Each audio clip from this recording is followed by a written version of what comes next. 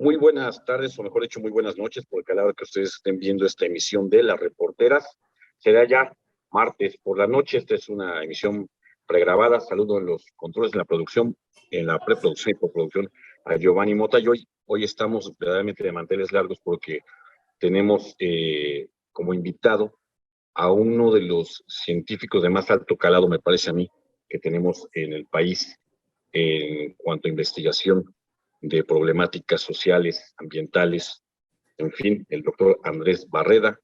Y hoy lo hemos convocado y le agradecemos mucho al doctor Barreda que nos haya abierto un espacio en su agenda muy generosamente, porque queremos ir retomando este tema que ha sido pues verdaderamente de preocupación y a veces incluso hasta de soslayo por parte de las autoridades, la contaminación de uno de los principales afluentes del estado de Puebla, el río Atoyac. El doctor Barreda, a lo largo de su trayectoria, pues se ha destacado como un científico social que pues se ha abocado a la investigación de problemáticas ambientales, sociales, de territorio también, y ha coordinado también investigaciones en las que otros científicos han puesto el ojo en el análisis de lo que sucede en torno al río Atoyac. Pues bueno, nos da mucho gusto que esté esta tarde con nosotros, doctor. Buenas tardes. Buenas tardes. Muchas gracias por la invitación. Gracias, doctor. Al contrario, es un honor. Pues queremos empezar preguntándole, doctor, este es un tema que tiene décadas, el asunto de la contaminación del río Atoyac, como muchos otros afluentes, por desgracia, en el país. Se ha hablado a lo largo de estas décadas por parte de los gobiernos del saneamiento, se plantea siempre la agenda política, la agenda electoral, se plantea como una promesa, se habla de soluciones, pero el estado del afluente sigue siendo el mismo o peor. No sé qué le parece a usted. Sí, es una de las cuencas, cabezas de cuenca, más sucias de todo México, sin duda alguna. La contaminación es muy, muy alta y ha sido básicamente responsabilidad de la industria de la región, aunque también contribuye en la catástrofe de los ríos Atoyac, Zaguapan y Alceseca, evidentemente el crecimiento urbano y las prácticas agroindustriales de la región. Entonces da una combinación de factores contaminantes en donde la industria lleva, por supuesto, lleva mano. Ese sería el principal factor contaminante, el de la industria. Sí, claro. El aire, del agua y del suelo. Claro. Doctor, se emitió por parte de la Comisión Nacional de Derechos Humanos una recomendación a los 3 niveles de gobierno, al gobierno federal, a las autoridades competentes en materia ambiental, a los gobiernos de los estados de Puebla y de Tlaxcala y de algunos municipios que se encuentran justo en esta cuenca de ambos estados, para remediar esta situación, para que se constituyera una coordinación de entidades gubernamentales a fin de sanear la cuenca del Atoyac. Han pasado años, doctor, y la situación sigue siendo la misma. ¿A qué atribuye usted que, a pesar de que hay una recomendación, a pesar de que parece haber esfuerzos oficiales, a pesar de que incluso ha habido un cambio de régimen en el país, pues la situación de este afluente, que es emblemático por muchas razones, sigue siendo la misma? Pues, sin duda alguna, la falta de voluntad política y, ¿qué diríamos?, de voluntad económica de componer las cosas. La recomendación de derechos humanos es de 2017, pero fíjense lo que tardó la Comisión de Derechos Humanos en responder para hacer esa recomendación. La queja a la Comisión de Derechos Humanos entró en 2011. La formuló el grupo Fray Julián de Tlaxcala, que es una asociación civil en torno a la cual se articulan decenas de comunidades de toda la región, entre el río Zaguapan y el río Atoyac. Metieron esa demanda. La Comisión Nacional de Derechos Humanos, pues en los tiempos de Peña Nieto, se especializaba en empollar quejas. Y ya, bueno, le pareció que no tendría mayores consecuencias si la recomendación se la dejaban de regalo al siguiente sexenio, ¿no? Y fue lo que ocurrió. Y ya cuando inició el siguiente sexenio, desgraciadamente la recomendación cayó en manos de una administración de la Comisión Nacional de Agua Potable, de la CONAGUA, que estaba convencida a sí misma de que los problemas de los ríos se resuelven sobre todo construyendo plantas de tratamiento de aguas residuales, PETARS, porque eso, digamos, sobre todo, pues es un muy buen negocio. Cuando la Conagua encomienda la construcción de plantas de tratamiento, y hay todo un grupo, vamos a decir, de hidrólogos, que por su formación como ingenieros, son, digamos, ingenieros convencidos de que los problemas se resuelven así. Es decir, que no se resuelven dejando de contaminar los ríos, sino más bien no, a los ríos les pueden echar lo que sea y luego se hacen plantas. El problema es que cuando se construyen estas plantas, no necesariamente se corresponden con el contenido tóxico que lleva el río, ¿no? Entonces, el problema, digamos, del que se quejan las organizaciones sociales, no solo de Tlaxcala, sino de todo el país, de lo que se quejan no sé, en el río Santiago, en el Salto Jalisco, en el Alto Lerma, allá entre Santiago Tianguistenco, Toluca y Atlacomulco, en el río Tula, en el río Coatzacoalcos. De lo que se quejan es que siempre les hacen plantas de tratamiento de aguas residuales, pero la situación de los ríos es cada vez peor, ¿no? Es decir, que no resuelve nada. Eso, digamos, nada más por la inadecuación de las plantas con el contenido tóxico de los ríos, sin tener en cuenta que la mayor parte de las plantas de México no funcionan porque es muy caro ponerlas en funcionamiento, entonces consumen mucha energía y como quedan bajo las administraciones municipales, los municipios están quebrados y ni siquiera ponen a funcionar esas plantas de tratamiento que por lo demás suelen ser inútiles. Entonces ese fue el problema, que la Conagua, que tomó en sus manos esta recomendación,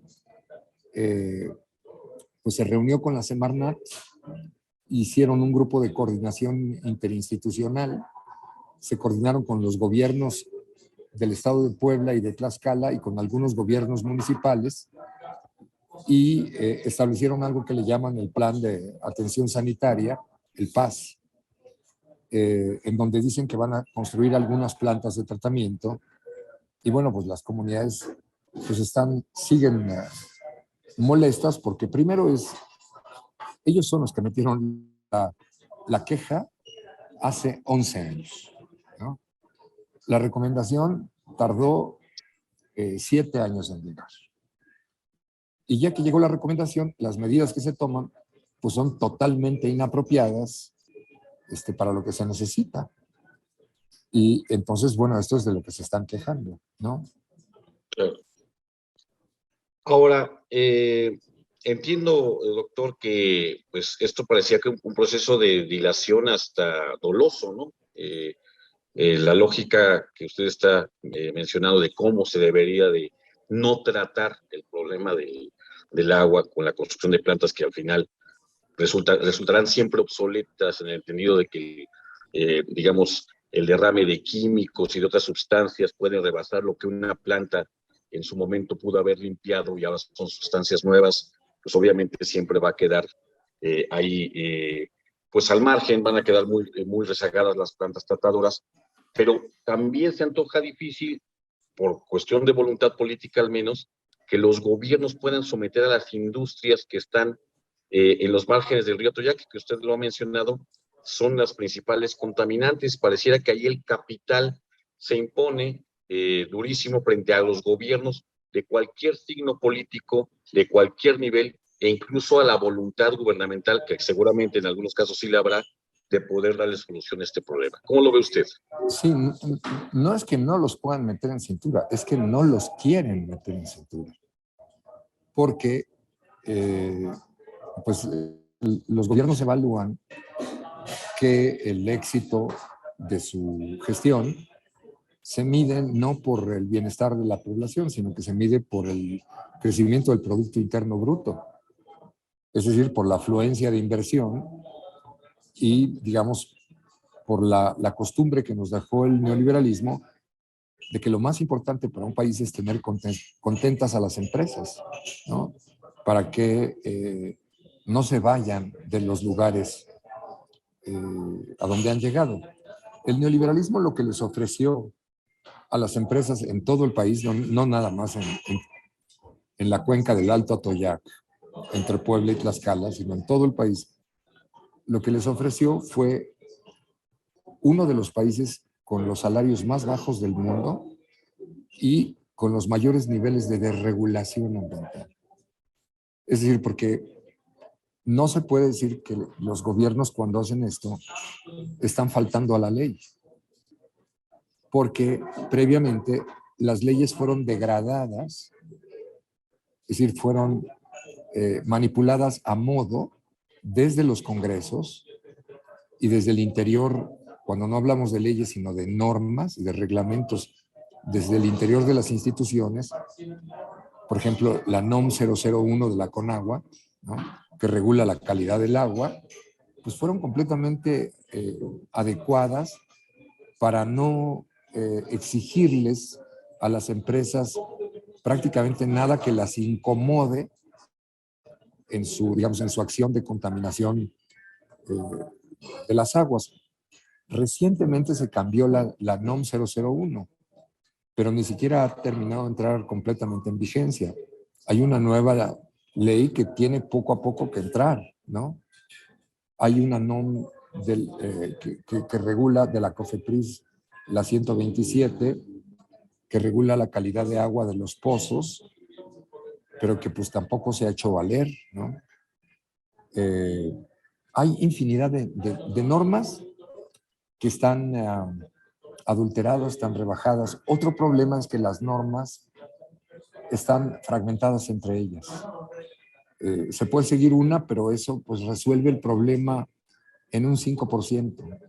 Para corregirlo en un 15% habría que ir a otra norma y a otra norma y a otra norma. Y no hay un funcionamiento unitario de las normas, no hay una ley unitaria de sustancias tóxicas, procesos contaminantes y salud ambiental.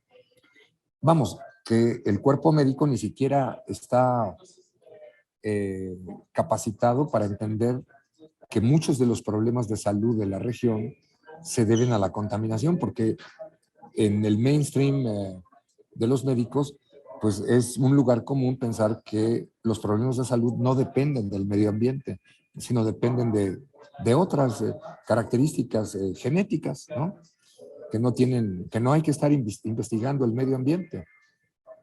O sea, el neoliberalismo le pegó a los gobiernos en su concepción, en su organización institucional, en la fragmentación de las normas, pero también le pegó a las universidades en la cabeza de los académicos, de los científicos, de los intelectuales, en su manera de investigar y en su manera de reflexionar y de presentar los problemas.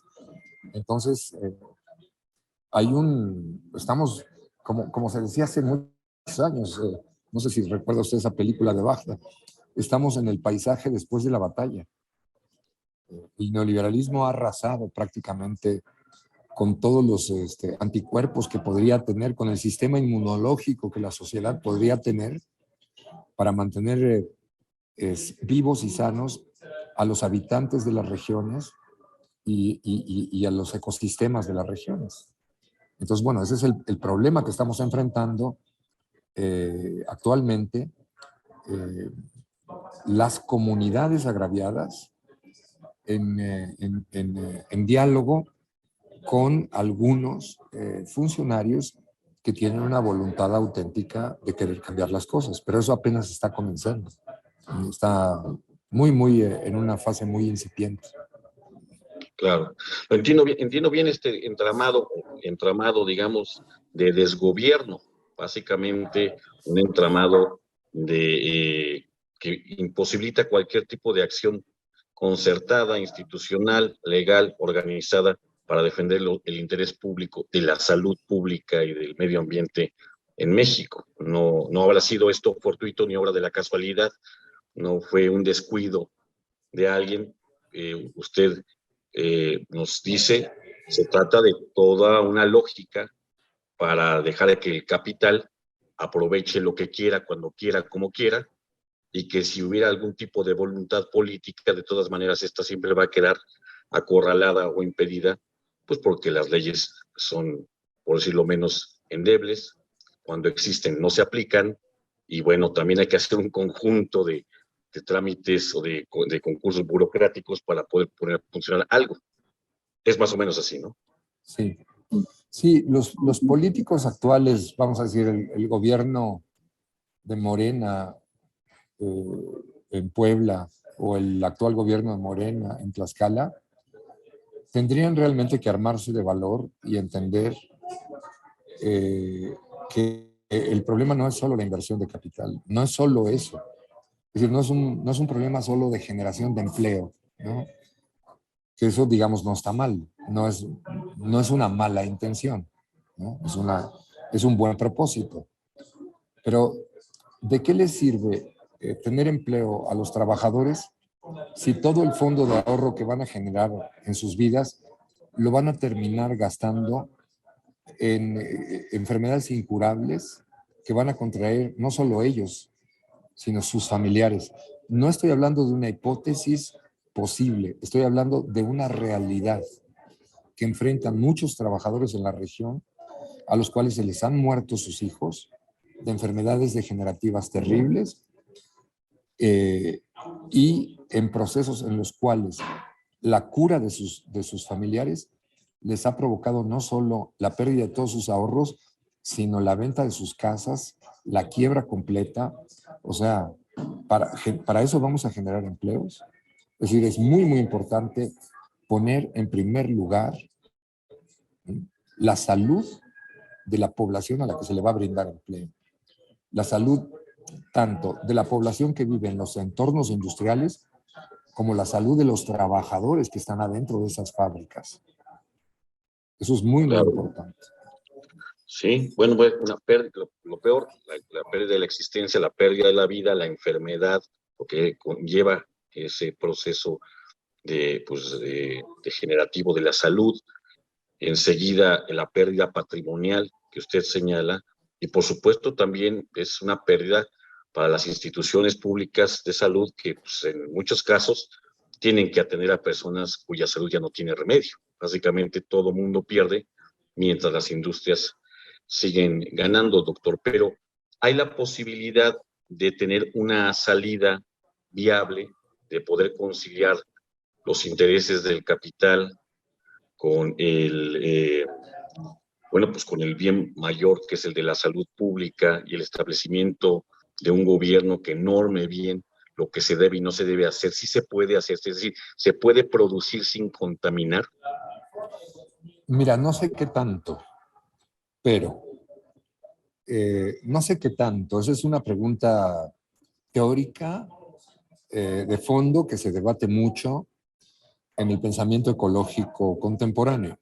Hay quienes opinan que el capitalismo como tal nunca va a lograr una regulación, pero en lo que se resuelve la pregunta, es un hecho que los niveles de contaminación permitidos en Europa o los permitidos en Estados Unidos, en Estados Unidos se permitió durante los últimos 20 años una contaminación enorme, muchísimo mayor que la de Europa.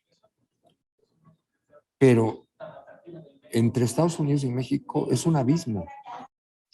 Es un abismo. China entró a dinámicas de contaminación como las de México más o menos al mismo tiempo. Es decir, en los años 90 y sobre todo en la recta del año 2000 al 2012, pues China fue el centro de la contaminación de todo el mundo. en la atmósfera, en el agua y en el suelo. Y México, pues vamos a decir, tenía que competir con China para atraer capital, entonces era, o sea, lo que tenía que ofrecer, bueno, mira, en China puedes hacer cualquier porquería, pero aquí puedes hacer más. Entonces vente para acá. Esa era la competencia, a ver quién destruía más su propio país para atraer más capital. Los chinos llegaron al límite en 2012 y el 18 Congreso del Partido Comunista Chino, que es un partido de empresarios, no es un partido de trabajadores, o sea... Ya no es de comunistas, doctor. Bueno, dicen que de empresarios comunistas, pero Pues, en fin, así están las cosas. Ese partido, que es un partido empresarial, ¿no? Que ya quisieran los empresarios de México tener un partido así, ¿no? Están todos organizados, decidieron cambiar el rumbo.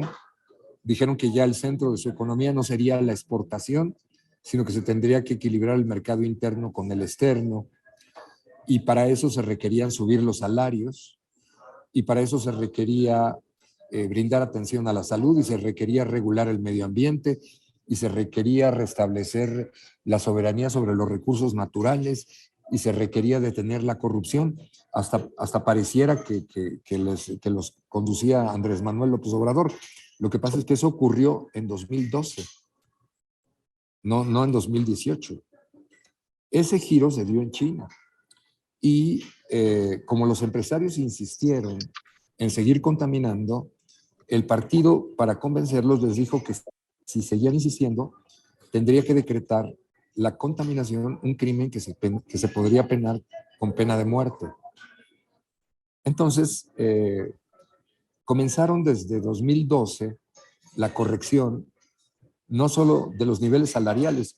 Ellos cuando comenzaron su programa de reforestación, decían que era el programa de reforestación más grande del mundo. No sé dónde he oído yo eso, ¿no? en Sembrando Vida. Bueno, decían eso, tal cual, los chinos. Y han corregido mucho el manejo hidrológico, ¿no? Dejaron, digamos, el manejo hidrológico tipo de la Conagua, empezaron un manejo con una concepción de cuenca para 400 ciudades de China y una regulación de la contaminación. No estoy muy al corriente qué tanto lo han logrado, pero le estoy poniendo ejemplos que comenzaron su contaminación hace 200 años, que comenzaron su contaminación hace 100 años o que comenzaron su contaminación hace 20 años. En todos ya se está corrigiendo.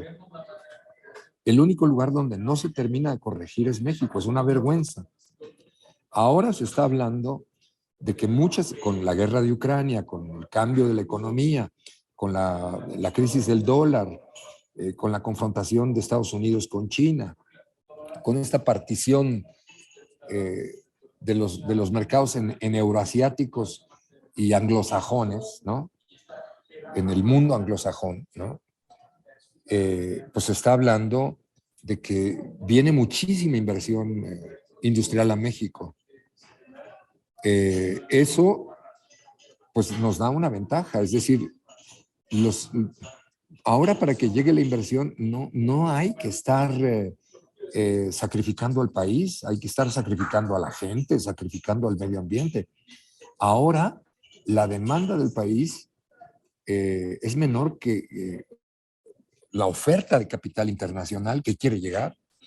Entonces el país puede perfectamente poner sus condiciones, generar un empleo en condiciones más, si no perfectas y óptimas, menos lacerantes, y se podría tomar en serio el decretar a estas regiones como regiones de emergencia sanitaria y ambiental, en lugares donde ya la destrucción de la salud y la contaminación es brutal y va a tardar décadas o tal vez nunca se va a poder revertir.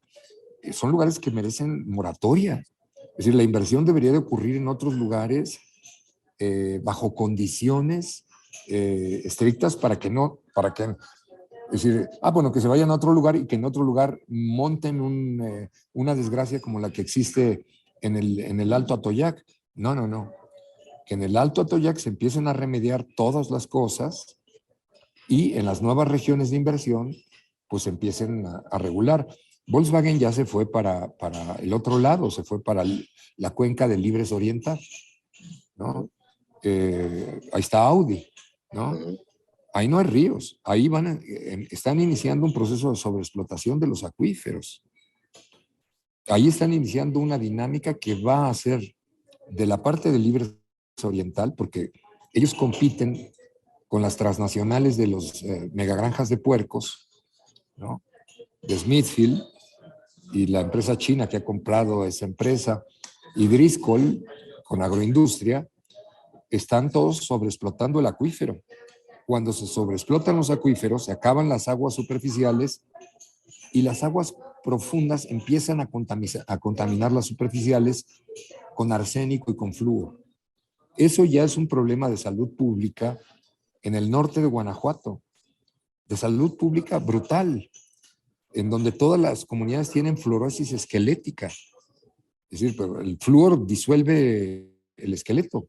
O en la laguna, en la frontera, allá en Torreón y Gómez Palacio, en donde la contaminación brutal es con arsénico.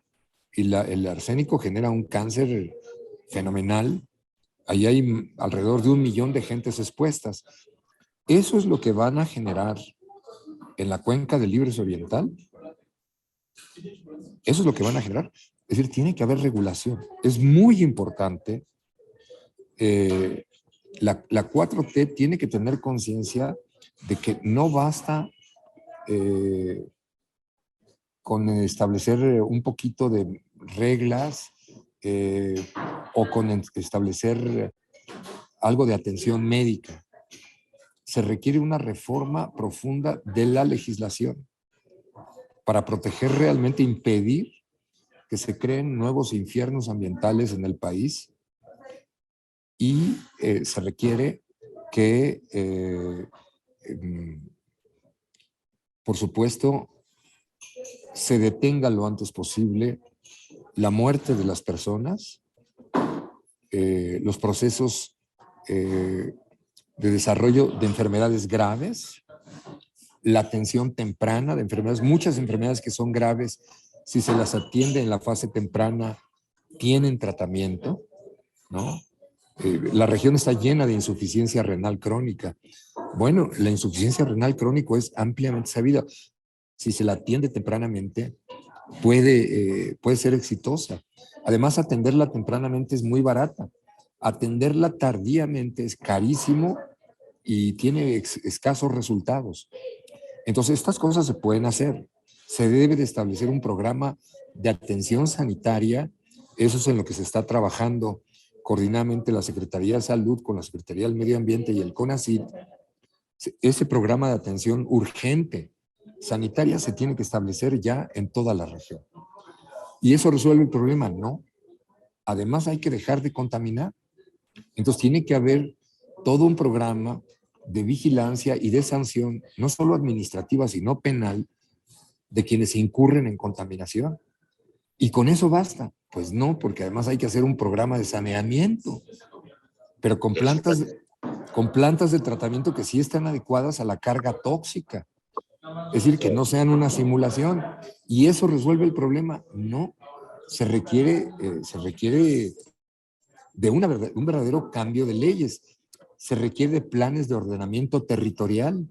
Y en el ordenamiento territorial, pues se requiere que haya participación del cuerpo científico nacional y de las comunidades agraviadas, que sean planes de ordenamiento territorial participativo, como el que ya vimos, pues justo de la región de donde procede la secretaria del Medio Ambiente, la maestra Albores, como hizo Tosepan en la montaña en Cuetzalan del Progreso.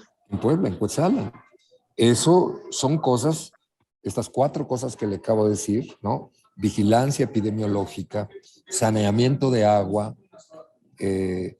vigilancia y sanción administrativa y penal de los contaminantes y ordenamiento territorial, pues no son la solución definitiva, pero ya todas juntas pueden comenzar a a amainar el problema, pueden Claro. comenzar a darle esperanza a la gente, aunque la cuestión de fondo es no considerar que esto debe de convertirse en la carta blanca para seguir haciendo lo mismo. Claro. No, tendremos que aprender a desarrollar la industria como aprendieron los europeos a hacerlo o como están en este momento aprendiendo los chinos a hacerlo. Si ellos Claro. lo pueden hacer, ¿por qué no lo podemos hacer nosotros? Más ahora que ya no priva la corrupción, ¿no? Que ya no está permitida la corrupción. Ahora debería de ser esto prioritario. Yo es lo que Percibe, pienso. sí, percibe usted, hablaba usted hace un momento de funcionarios del gobierno federal, del gobierno de la República, entiendo, y también de los gobiernos estatales, pues, seguramente. Habla usted de una voluntad que sí percibe en los funcionarios de este régimen, Sí. pero esa visión se compartirá a nivel institucional, es decir, quien tiene que ordenar que esto se solucione, el problema del Atoyac y los problemas ambientales que tiene el país o medioambientales, estos infiernos. ¿Hay una visión compartida en el régimen o son solamente algunos sectores, esos sectores que tanto pesan en la toma de decisiones, qué tanto se les escucha, qué tanto los escucha, por ejemplo, el presidente? ¿Cómo lo observa usted? Bueno, originalmente el secretario del Medio Ambiente, cuando era Víctor Manuel Toledo, en una mañanera puso sobre la mesa que el país estaba lleno de infiernos ambientales. El tema ya llegó al presidente y se han emprendido algunas acciones importantes. Un plan de atención a Cananea es muy importante. El otro es el plan también urgente de atención a la laguna, ¿no? Eso es importantísimo. Esa es una de las peores regiones de emergencia sanitaria ambiental del país. Eh, claro que hay otras acciones ambientales importantes que han estado ocurriendo, como es la prohibición del glifosato, la siembra de transgénicos, sembrando vida, etcétera. Pero muchas de esas prohibiciones no inciden en el corazón de los problemas que se enfrentan en estos infiernos ambientales. Entonces, bueno, sí se ha estado trabajando en alto nivel con el secretario de Salud, que es muy sensible, muy empático con los problemas que se están planteando y hay muchísima voluntad de atención, de atender a los problemas. Estoy hablando del doctor Alcocer. Se ha hablado con la siguiente secretaria del Medio Ambiente. Tiene una agenda muy llena, siempre anda por todo el país acompañando al presidente, entonces es difícil a veces encontrarse con ella, pero también ha manifestado interés. Y yo estoy colaborando con el Consejo Nacional de Ciencia y Tecnología y la directora del CONACYT, la doctora Elena Álvarez Bulla, pues, es, digamos, quien más ha estado apoyando la conformación de esta coordinación, de este grupo de coordinación interinstitucional entre la Secretaría de Salud, la Secretaría del Medio Ambiente y el CONACYT. Ahí se ha comenzado a sumar la CONAGUA, no al más alto nivel, pero sí a nivel, digamos, de una subdirección con la doctora Elena Burs, que es muy importante. Y se han estado estableciendo trabajos y metodologías de acción conjunta, ¿no? Ahora este grupo realmente tiene que establecer comunicación y planes de acuerdo con el gobierno del estado de Puebla y con el gobierno del estado de Tlaxcala. Pero esto tiene apenas que iniciarse, ¿no? Por eso le digo que está todo muy en pañales, ¿no? Aunque Claro. se ha hecho mucho trabajo de comprensión, no solo de la problemática objetiva, de lo que ocurre, y de diálogo y de escuchar a las comunidades. En ese sentido sí se ha hecho trabajo. Se ha hecho también mucho trabajo en identificación de los problemas estructurales que tienen las fragmentaciones al interior de las instituciones, y del sistema normativo se ha hecho mucho trabajo tratando de entender a qué nos estamos enfrentando. Bueno, ya todo eso ya terminó, ya lo tenemos claro. Y estamos por iniciar trabajo en campo, con planes, con planes específicos ya región por región. De esto, pues, está por iniciar, no le puedo decir, pues va a ser maravilloso. No, pues la realidad nos dirá si lo supimos hacer bien o no lo supimos hacer bien y fracasamos. Pero digamos, en ese punto es en el que nos encontramos actualmente. Digamos que sí hay un halo de esperanza, aunque el tiempo también se está agotando, al menos el de este sexenio, quedan 2 años, hay muchas posibilidades de que Morena, la Cuarta Transformación, pueda continuar un sexenio más y que algunas de las personalidades que usted ha mencionado puedan proseguir estos procesos, no lo sabemos, No lo sabemos. pero al menos... Ahí la clave son ustedes, la opinión pública, los medios. Es decir, la clave es que no lo entiendan solamente como un reportaje periodístico, sino que lo entiendan con la profundidad con la que se entiende ya actualmente entre las redes de científicos honestos que se han movilizado y las redes de comunidades que están movilizadas. Es muy importante que haya una maduración de la narrativa de toda la sociedad civil y ustedes son claves en esa narrativa. Particularmente un medio como La Jornada es fundamental porque si el sexenio que entra, que yo estoy seguro que va a ser de Morena, pero si el sexenio que entra tiene un nombre, va a ser el sexenio de la sociedad civil. Es decir, ya no va a ser solamente el sexenio de lo que diga el presidente porque lo entiende y porque tiene la voluntad, sino tiene que ser ya un proceso de avance de la democracia en donde la voz que escuchemos todas las mañanas sea la de la sociedad civil, que las mañaneras las dé la sociedad civil. Y en eso, pues, ¿cómo lo va a hacer si los medios no se mueven junto, no forman parte de eso mismo, en donde todos los días pongamos los problemas así y ya donde ya no estemos hablando solo de que se mueva el elefante reumático que es el Estado, sino que también se mueva la elefanta reumática que es la sociedad civil? Pero si no somos nosotros capaces de dar ese cambio, no vamos a lograr gran cosa. Vamos a estar esperando que nos caiga el maná de algún funcionario que logre comprender los problemas. Pues claro. si lo comprenden, qué mejor, pero si no lo comprenden, peor para ellos.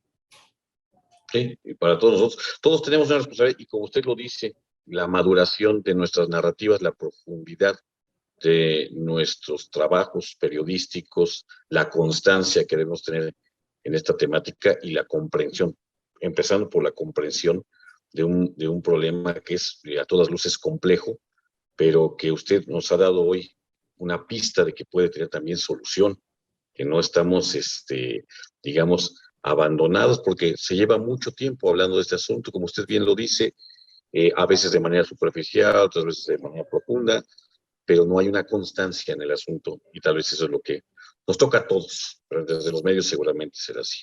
Pues doctor Andrés Barrera, no sé si quiere usted agregar algo más, algo que no haya tenido la puntualidad del tino de preguntarle, algo que usted quisiera decir al público de la Jornada de Oriente. Pues solo subrayar, la lucha por la limpieza del río Toyac comenzó hace 20 años. La semana pasada el grupo Fray Julián celebró sus 20 años de existencia. Y sus dos luchas han sido la lucha en contra de la contaminación del río Atoyac desde el inicio y la lucha en contra de la trata de mujeres, ¿no? En ese corredor terrible. Son las dos cosas heroicas que ha hecho este grupo ejemplar en la región y es lo que lleva a la lucha no solo comunitaria, sino científica, porque ellos desde muy temprano comenzaron a trabajar con científicos de la universidad, con la doctora Regina Montero, que es una científica, como le decimos, de Huarache, ejemplar, que siempre ha estado acompañando a las comunidades y donde más adelante se sumó el doctor Omar Arellano, ¿no? hay un grupo ahí de científicos muy interesantes de la UNAM, de la Universidad de Tlaxcala, que han estado acompañando a las comunidades. Lleva muchos años esto. Luego se han ido sumando diferentes grupos a ver qué pescan o qué dicen o qué figuran. Pero realmente es una lucha histórica ejemplar. Sería magnífico si les pudieran hacer una entrevista de su trayectoria Ya la tenemos de agendada, trabajo. doctor. Ya está. Perfecto, perfecto. Sí. Y vamos a darle muy duro a este tema otra vez. Muy bien. Ya está. Pues, doctor Andrés Barrera, le agradezco mucho, de verdad, la gentileza que lo voy a decir, le hablé así prácticamente a bote pronto. Usted estaba en tránsito, en carretera, que me haya dispensado estos minutos, pues se lo agradezco mucho. Por supuesto, el público de la Jornada de Oriente también va a apreciar mucho sus palabras. Usted, un hombre muy acreditado, no solamente por su carrera científica, sino también usted acompañando las causas sociales, las causas justas. Conocemos de su trayectoria y por eso mismo digo que hoy estuvimos de mantener largos. Le agradezco mucho, doctor, y espero que podamos platicar pronto sobre este y otros asuntos. Gracias por sus palabras y estoy a su entera disposición. Muchísimas Muchas gracias, gracias. doctor. Buenas tardes. Buenas tardes.